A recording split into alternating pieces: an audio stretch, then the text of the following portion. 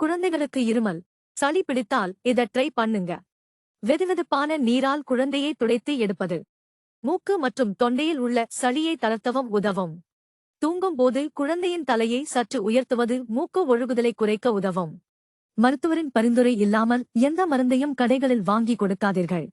தேன் இயற்கையான இருமலை அடக்கும் பண்புகளைக் கொண்டுள்ளது மற்றும் தொண்டை புண்ணை தணிக்கும். இருப்பினும், ஒரு வயதுக்கு மேற்பட்ட குழந்தைகளுக்கு மட்டுமே இதை கொடுக்க வேண்டும். இஞ்சியில் அழற்சி எதிர்ப்பு பண்புகள் உள்ளன. அவை இருமலை போக்க உதவும். நிவாரணத்திற்காக சிறிதளவு இஞ்சி சாற்றை தேனுடன் கலந்து கொடுக்கலாம். சோப் வெதுவெதுப்பான நீர் ஆகாரங்களை 3 வயதுக்கு மேற்பட்ட குழந்தைகளுக்கு கொடுக்கலாம்.